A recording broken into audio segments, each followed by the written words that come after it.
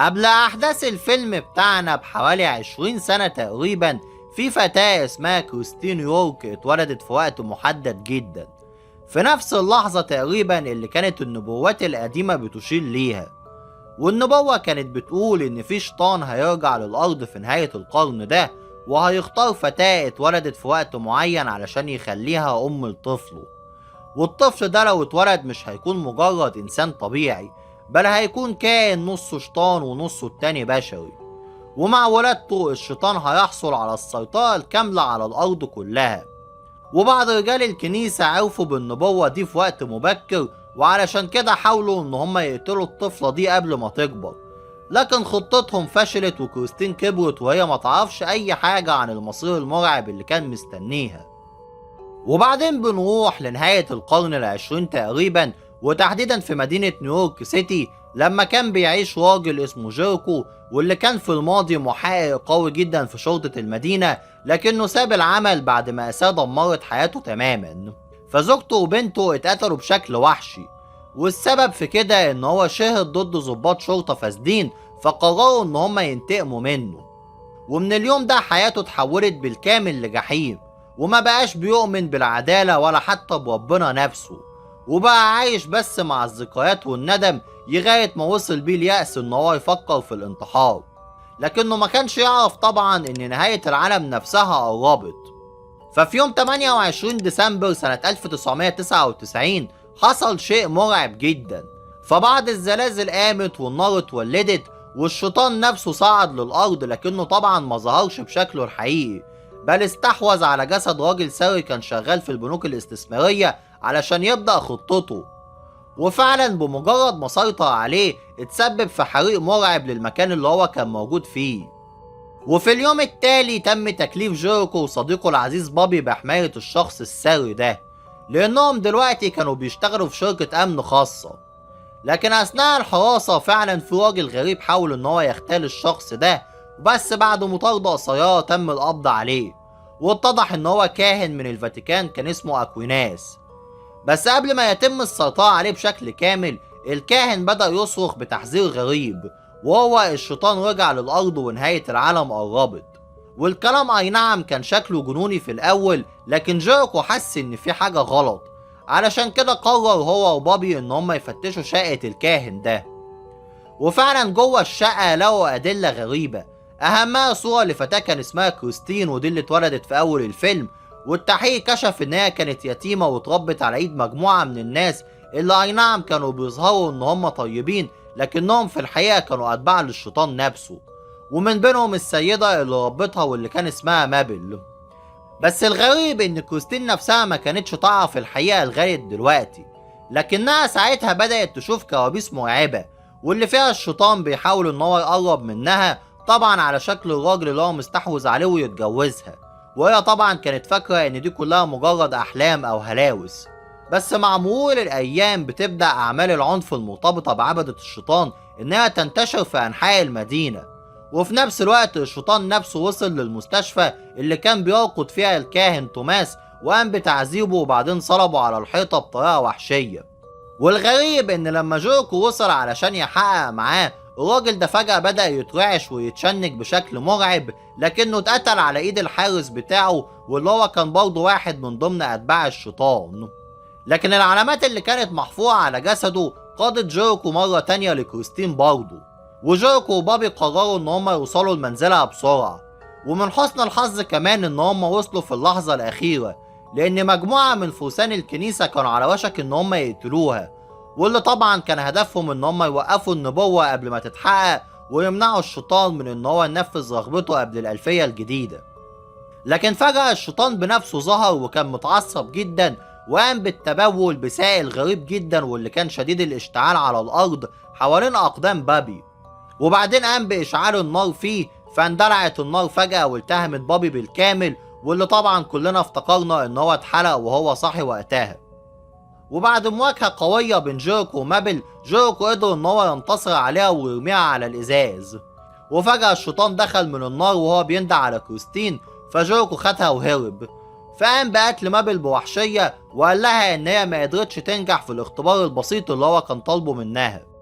وبعد ما جيريكو افتكر ان صديقه مات قدام عينه، اخد كريستين والاتنين استخبوا جوه كنيسة كان بيقودها الاب الكاهن كافاك، واللي اخبرهم بقصة الشيطان اللي بيرجع كل 1000 سنة ميلادية علشان يستحوذ ويسيطر على الارض بالكامل. لكن جيريكو طبعا رفض تصديق كل الاساطير دي، لانه برضه ما كانش لسه قادر يؤمن برب سمح بموت زوجته وبنته، وعلشان كده ساب كريستين في الكنيسة ومشي. لكن في نفس الليلة بيحصل شيء مرعب، فالشيطان بنفسه ظهر جوه شقة جيريكو وبدأ يفكره بالماضي المؤلم بتاعه، وخلاه يشوف زوجته وبنته مرة تانية قدامه، وبعدين برضه خلى المجرمين نفسهم يظهروا ويخطفوا بنته وزوجته ويقفلوا عليهم الأوضة ويقتلوهم جوه. وبعد كده عرض عليه صفقة لا تقاوم، وقال له إن هو لو سلم له كريستين هيرجع له زوجته وبنته للحياة مرة تانية. وبعدين لحظة صمت وذكريات وألم، لكن جيريكو رفض وقال للشيطان ان هو يتمنى ان هو يرجع للجحيم مرة تانية.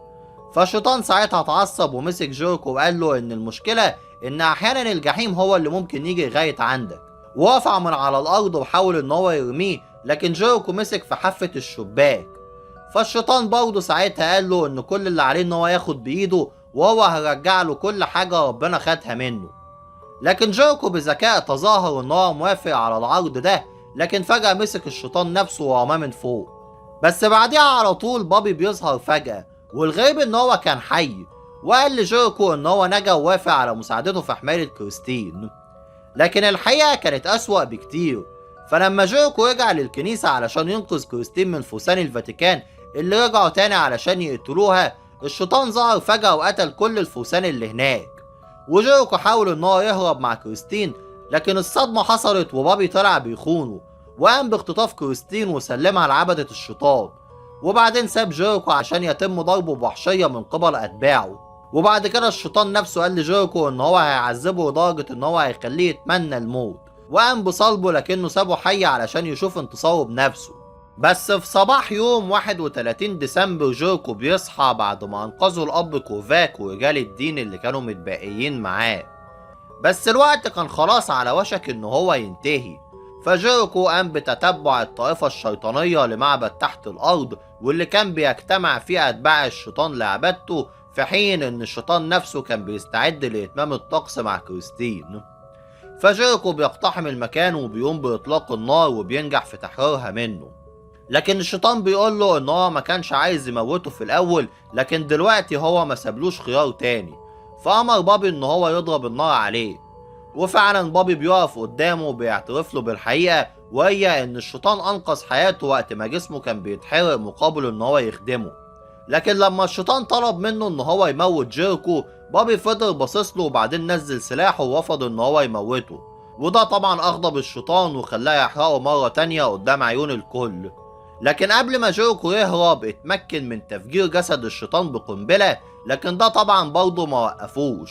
وجيريكو بياخد كريستين وبيوصلوا لمحطة المترو، واثناء ركوبهم ليه فجأة الشيطان بيظهر على السكة الحديدية، فجيريكو بيؤمر السواق ان هو يكمل وبالفعل بيخبطوا الشيطان، لكنه ما بيموتش وفجأة بيظهر وبيقتل السواق ده.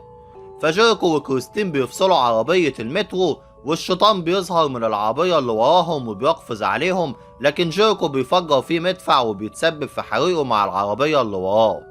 لكن الشيطان برضه بينده عليه وهو متعصب، وبيقول له ان ازاي هو يفتكر ان هو ممكن يموته وهو مجرد كائن بشري، في حين ان هو نفسه موجود للأبد. لكن المفاجأة ان روح الشيطان بتقرر ان هي تسيب جسد صاحبها. وبعد كده جيريكو وكريستين بيتحصنوا جوه الكنيسة وبيحاولوا ان هم يصدوا جموع اتباع الشيطان اللي كانوا بيحصروا المكان من كل جانب. وقدام الرموز والتماثيل الربانية والصور المسيحية، جيريكو بيسيب سلاحه وبيرميه جنبه وبيطلب المساعدة من ربنا. بس فجأة بعد لحظات الكنيسة معظمها بيتدمر، والشيطان بيقتحمها في هيئته المرعبة الحقيقية ذات الأجنحة الضخمة، وبيفضل باصص لجيريكو وبعدين بيسيطر على جسده. وطبعا ما كانش فاضل غير لحظات قليلة جدا قبل منتصف الليل، فبيحاول الشيطان ان هو يستخدم جسد جيريكو للاعتداء على كريستين ويكمل اللي هو كان عايز يبدأه. بس لما كريستين بتتوسل لجيريكو، جيريكو بيستعيد السيطرة على نفسه لمدة ثواني قليلة بس، وبيقرر ان هو يضحي بحياته فبيندفع ناحية تمثال الملاك وبيغرس جسده في السيف اللي كان بيحمله التمثال، وبالتضحية دي بيطرد الشيطان من جسده والشيطان بيرجع مرة تانية للجحيم. بس قبل ما يموت جيريكو بيشوف رؤية أخيرة لزوجته وبنته وهما مستنيينه، وده طبعا يدل إن ربنا سامحه في الآخر وقبله معاه. وكريستين بتشكر جيريكو علشان أنقذ حياتها، في حين إن العالم كله كان بيحتفل في الخارج ببزوغ فجر الألفية الجديدة. وبكده نكون وصلنا لنهاية الحلقة بتاعتنا النهاردة، واتمنى ان هي تكون عجبتكم، وياريت تكتبولي في الكومنتات عن الشخصيات او الافلام اللي انتوا حابين اننا نتكلم عنها في الفيديوهات اللي بعد كده. واستنوني المرة الجاية في حلقة جديدة من قناة مهووس معلومات، واشوفكم على خير ان شاء الله.